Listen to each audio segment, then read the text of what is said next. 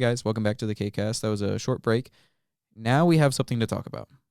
We're going to talk about stress. Captions, you said you had a story. Well, no, it's just like I know when I'm stressed out because I try to live my life by routine. You know, I work from this hour to this hour, and I wake up, go to the gym, do my workout, go to work, get off, go attempt to learn something. I try to read a chapter a day, try to eat healthy and everything. But when I'm stressed out and everything just like hits me like a bag of bricks, that's when I know I'm stressed out. So I just wanted to talk about how I get out of that endless, pit, or like just like kind of racing in quicksand in a way.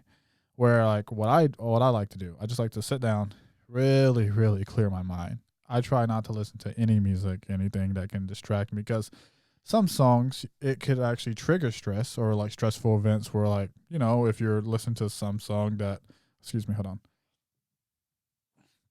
Sorry. That reminds you of an event that's happy, that's like a great event, but let's say that event has passed, right? Or that person is no longer with you. Or let's just say you're spending time with a loved one that's passed, and this song reminds you of that person, and then it puts, what I'm getting at, it puts you in that down state, and then that stress starts to creep in. So I try to create an environment or a scene where I am completely cannot be, let's say, give me the word here, influenced by anything. Clear my mind. It kind of sets for a form of meditation in a way. One pen, one piece of paper, and I write everything that can cause stress and that is causing stress. And then I take it line by line. It's like, okay, why do I do this? I really analyze everything, and I come up with a game plan. Then I get back on my routine lifestyle. Because like without a routine for me, oh God, dude, I suck. My productivity level is down. My fitness level is down. My finance management's horrible. I just start spending money out of nowhere, just like impulse buying in a way, because I just feel like, hey, it makes me feel better. I'm stressed out, so let me just grab all these, gems and jewels and everything that's like bright, nice, and pretty and trending, and I'm gonna love it. It's gonna make me feel better. But obviously, it doesn't. Then you have to deal with debt, and then that makes more stress. It's kind of crazy. It's an endless wheel of chaos until you take the initiative to develop a plan. So I was stressed out the other day, and I'm a black belt in handling stress now, because it's just happened to me so much. And like with all the information we have with self-help books, endless blogs, endless YouTube videos, it's just much easier to get help now or to help yourself. So I was like, whoa, shut the front door. Hey, captions, sit down. Make that tranquil environment. Zen out for a second. Let's execute this. Let's see what's going on, and let's eliminate it. And dude, a big thing is, like, I was about 3 years ago, I had a lot of negativity in my life. Ton of negative people. Good people, but bad for me. And, that makes no sense to some people. But I'm sure you've experienced that too, where they're honestly a good person, but they're bad for you. Mm-hmm. And I had to remove all that. So I was like, okay. When I was thinking about this just the other day, I was like, all right, did I make a mistake? It was just those weird, not regrets, but just revisiting the choices that you made to make sure that you have actually grown and you did not hinder yourself, or you didn't like burn a bridge that you needed to cross in the near future or whatever. But that's just how I handle stress. Mm-hmm. And I just want to talk about stress today because I know a lot of people deal with stress. And stress, like, there can be good stress. Well, let me say that first. Like, I love good stress. I love putting myself in stressful situations to grow. I think that's honestly the only way that you can grow. Mm-hmm. Maturity, strength, etc. Like, write it down. Good stress is so great. Putting yourself in an uncomfortable situation and you force your body to be comfortable, that makes you grow. You're an uncommon man of uncommon men if you can achieve that, or women, person, whatever. There's good stress and bad stress, but I do enjoy actually confronting my stress and being like, and putting it on a piece of paper and just basically saying, hey, fuck you, finances, et cetera, et cetera, et cetera. life decisions, staying in the Navy, getting out of the Navy. I've had like a couple panic modes. It's kind of funny. And like I'm totally ready, but it's just the structure of your life. Like this has been Yeah. my life for 5 years, and it's finally about to change. Everything's about to change. You know, I don't get paid every 2 weeks. I don't see your lovely face every day. I don't see Bradwell's mustache anymore. It's all going to your mustache too, Killer Cam. Oh my God. Yeah, that's basically just what I wanted to, let our audience know. Yeah. If they can relate to me and put something, help them out. I don't know. But what do you got for us? Fuck, man. I'm sorry. Hard to follow that up. I didn't mean to go out like that. It just kept flowing and flowing and flowing. Yeah. I have dealt with some stress in a similar way. When I'm having stress that's related to my relationship, I write down everything that I'm thinking at the time. And normally it's some really fucked up things, man. I'm not going to go into details, but but the reason why I write it down instead of saying it, because I like to say things to people's face, unless because I can feel, physically, I know like when I'm being like stressed out and how it affects me. And then I'm like, oh, like, fuck, I got to put my filter on, and not a filter as in like lie to another person, but I got to be proactive. I have to attack this. All right. Cause I see it almost like something is attacking me. You know what I'm saying? It's myself. It's my own subconscious, but in a sense, it's like I'm going to attack. I got to go be on the offense. So, yeah, when it's specifically in my relationship perspective, I'll write it down on a piece of paper. After I'm done writing it down, I'll reread it and I'll tear it out of my notebook and I'll crumple it up. And as long as I don't forget to, I throw it away or I forget it in my laundry and terrible. How many times did that happen? Only once that it was really bad. It wasn't like bad in that. I felt really bad afterwards because then somebody that isn't supposed to read it might read it, and that's going to introduce another stress.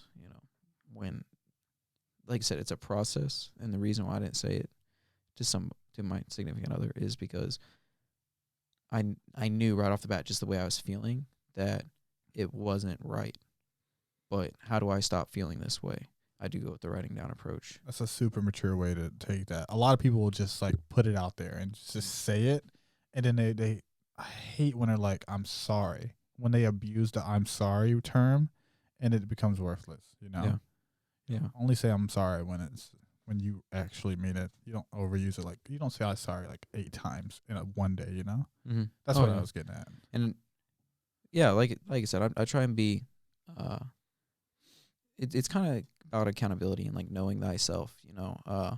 I can definitely feel like I physically feel different when I'm in like a stressed state. There's a lot of different physical keys for me. And I know like right then and right there, it's not that I have to or I can't, use other people. But I started recently, almost like a year ago, like it helped me get through it quicker, taking a little bit less responsibility and saying, look, something is attacking me right now. Now I have to find, and then this is how I pin mightier than the sword kind of thing. The pin is my sword and it defend me in this attack. So I got that from a book. I'm not a very religious person, but it's called Wild at Heart. It talks about the devil or Satan being real and how all these negative things that we're experiencing in our life, those are active attacks on your spirit and your soul and stuff like that. And like I said, I'm not really a religious person. A religious person got me to read it. All right. They're like, oh, I see you're into self-help books, so you should try this out. This is, thing. So I read it. There were some things I was like, okay, it's kind of interesting.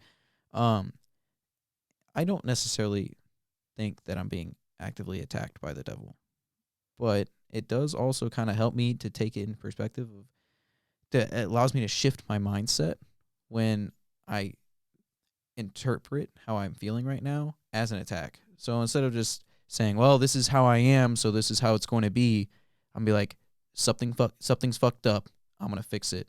So looking at it in that perspective has helped me, again, regardless of your religious beliefs, but looking at it as perspective as an attack on a spiritual attack has helped me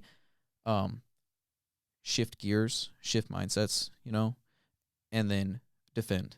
So that way I don't say or do things that I regret, burn bridges and whatnot. And then, so that was like one kind of stress in a very specific way. I have different ways of dealing with stress for different categories. You mentioned financial stress. To me, dealing with financial stress is not something that just goes away if I write it down. And I think to myself, the only way it goes away is if I'm not in that financial situation anymore. So typically I deal with financial stress because it's almost like a priority list. The financial stress, because of like being able to provide and stuff for my family, is so high on my priorities, then it'd be my number one priority. And the way I reduce that stress is by eliminating that as a problem. So I'm going to look for other outlets to make my financial situation better, even if those cause me different stresses. It's kind of a priorities list. So I approach stress in a lot of ways. To me, if it's something like finances, it's almost very clear. There's some stresses in your life that aren't clear. You're like, I don't know why I'm feeling this way, but I feel this way. For problems that are clear, like for ones that are unclear, I take it as an attack and I defend. For ones that are clear, I find the solution. Something as simple as, if I'm thirsty, I'll go get a glass of water. If I'm stressed out because of my finances, I'm going to try and fix my finances. Now then, that puts me down a path of, well, how do I do this? There's not just one right answer, but I start trying to solve the equation. Yeah, and then that's when the good stress is introduced into your life, like budgeting. Absolutely. That's stressful. Like making a budget, but it's a good type of stress because it's going to help you eliminate this bad stress in the end. It's crazy. Looking at my schooling in the past, one of the things I benefited most from was from my physical education courses, not PE per se. PE was a course, but we had things like strength and conditioning, adventure pursuits, aquatic fitness, etc. And I learned a lot from those different, we call them coaches, by the way, too. Even if you weren't on a team, it was still coach. Of course. Adventure pursuits, like week one, had a team building exercise where everybody got in a circle and the coach would say something. And he would be like, if you're afraid of spiders, take a step in. Everybody would take a step in. Or he really put out scenarios. I'm just not recalling any of them right now. And he called everything inside the circle the challenge zone, and everything outside the circle, well, you never moved outside the circle because you started at the circle. But at the end of the exercise, everybody was at within the challenge zone. And he said growth happens in the challenge zone, which is what you mentioned earlier about good stress. I like to think of it as the challenge zone. I started rock climbing because I was afraid of heights, kind of like my bat cave. Batman in his bat cave, that's the challenge zone. If you're afraid of something, getting comfortable with that is how you grow as a person in all aspects. Definitely. What a lot of people are stressed out is just not knowing. Even when you were talking about, like, did I do this right, or did I say these right things, or did I burn these bridges? It's not knowing what really stresses us out. And when you find some things that we'll call them the challenge zone, or maybe they're not as, you believe that you can know, or like, I'm not going to die, but I'm still scared, type thing, then that's good to get comfortable out there. That way you can take baby steps. So that way when larger stresses or different things come your way, you're able to approach them. That's like really where I'm thinking growing as a person is. Growing as a person doesn't say that like your morals are right and you should push them on to other people. Growing as a person, I think, is your ability to adapt to new stresses. I'm 100%. Just really hone the challenge. Don't shy away from it. Yeah. Dive into it. Accept it. Yeah, embrace the suck. It's going to suck. That's exactly what I was about to say. It's going to suck. Yeah. But in the end, man, 100% with me. I've always been afraid to do something dude, I had terrible gym anxiety. I hated going, when I first started rolling with BJJ, I paid literally that, I paid $375 for a 3-month course at my first gym. I went 3 times and I couldn't go back because I just felt stupid. So that's $375 just wasted. Could not do it.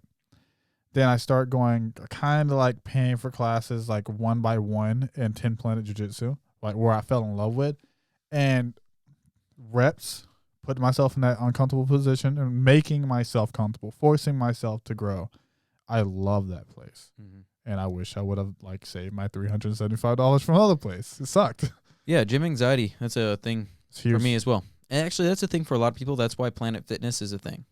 Because of people's fear of, Which is well, really horrible. being judged by other people about being seen as a failure. God, you we know? got to talk about Planet Fitness on another thing. How Yeah. like they Not a real gym.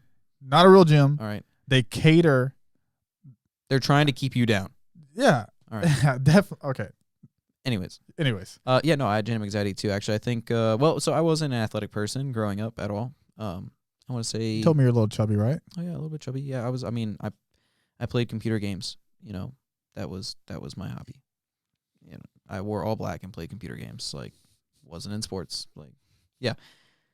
So, well, I was at some point in my life, I was unhappy with where I was. So I was like, all right, well, I saw somebody that I was like, I like that. I want to be like that. So that's why I started working towards them. Now, taking that first step.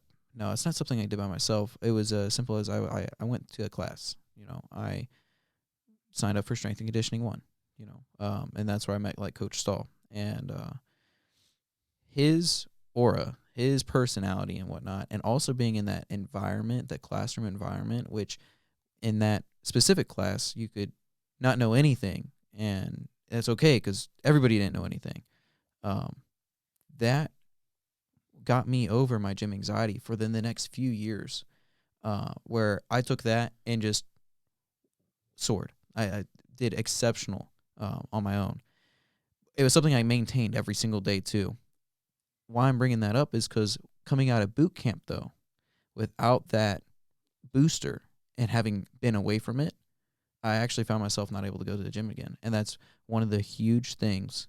Well, obviously, I'm physically capable of going to the gym. We're talking about mental stresses here and bringing yourself down. It was one of the huge reasons of why I'm not currently still in the nuke program. And like I lost a whole bunch of weight. I became really unhealthy. And like passing the PFA was another stress now in my life because it was difficult.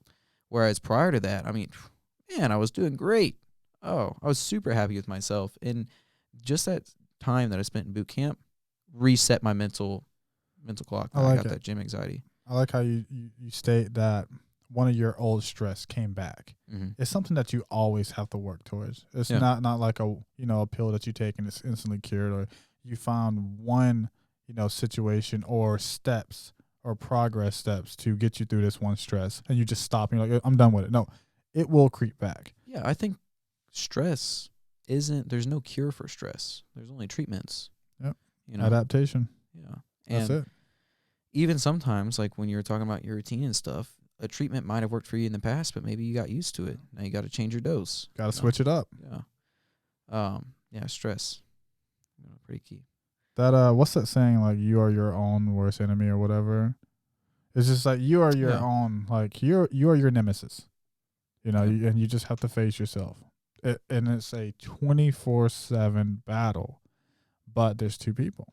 There's some that kneel to it, and there's some that overcome. But it's an everlasting battle. It is. So, yeah, don't give up. Do your thing. Hey, we all suck. Yeah. Hey. There's no one that's just out there that's just like, oh, I'm fine. Everything's great. No, everyone has a bad day. Yeah, everyone has a bad day, and, everyone has problems. Something I was going to get on real quick before we wrap this up. I was mentioning that my coach, Coach Stahl, was that a spark that lit the powder keg for me to, start eliminating some of my stress. And I find a lot of people, when we talk about analysis paralysis and stuff, well, the reason why you fall into analysis paralysis is because you're stressed about something, so you want to make that change, and then when you analyze it and you start researching the problem, it feels good. It feels like you're making progress towards a change, but you don't actually make any progress because you're paralyzed. You're stuck analyzing. It's a sort of pseudo accomplishment, It's something like going back on that specific situation of being in the gym. I didn't go back into the gym until I actually met you, and we were on deployment. Wow. So, yeah, when me and you started deadlifting with Stribbling and stuff, that was the first time that I've gone back in the gym since I joined the Navy. That's insane. That's a long time, dude. Yeah. 3 years? At that time, yeah, I was going on 3 at the time. So now I'm past 4, but yeah. Yeah, so something I was going to get at is we mentioned it. You're not alone, And it is okay to, you don't necessarily have to ask for help, but, find someone that you respect or you like where they are and maybe get involved. It's totally okay if you're feeling stuck to get involved with others. And I would actually say that like peer, like influence, being around other people and that like healthy competition and that good stress is another solution to the problem. Yeah, it's finding someone to hold you accountable as well is a huge thing. Yeah, absolutely. Like my jujitsu, when I have someone that's going with me, it's 10 times better. Because I'm a little lazy. I just a little off topic. I handle the darts. I go to the choke. I'm really good at those things. So I just keep that. I don't want to advance and go positioned in submission. Fuck it. If I can just submit, I can just submit. But then when I had Justin, he's like, dude, stop. You're lazy. You're just sloppy. What are you talking about? You can get sweep. Yeah, but having that person that can hold you accountable to your goals. And not just, cause more stress, but just remind you of like, hey, you're sliding off the beaten path now. Hold on now. Yeah. Bring it back. I like what you said right there. Have someone to hold you accountable. So when I heard the word, I'm going to hold you accountable, or whenever I heard that statement, for the longest time, I always thought it was a negative thing. But accountability is a positive and it's a good thing. It's a two-way street. You have to be held accountable for all the good things you do, all the successes, all the trophies and stuff that you earned, that you're being held accountable when someone recognizes you, or when you recognize yourself, you can hold yourself accountable. In addition to the bad things, so there's a negative connotation with that word, which I feel like is relevant. Accountability is key, and that's where I think we benefit from our peers. When you find a healthy competition or a rival, in a sense, their presence alone, if you have like a rival, is holding you accountable for what you're doing. 100%. Accountability. So find somebody to hold you accountable. That person isn't there to always make you feel good, but it is good. Well, guys, I think that's a good closer. I just want to say good morning, good evening, or good night, and thanks for listening. Yeah. We're out.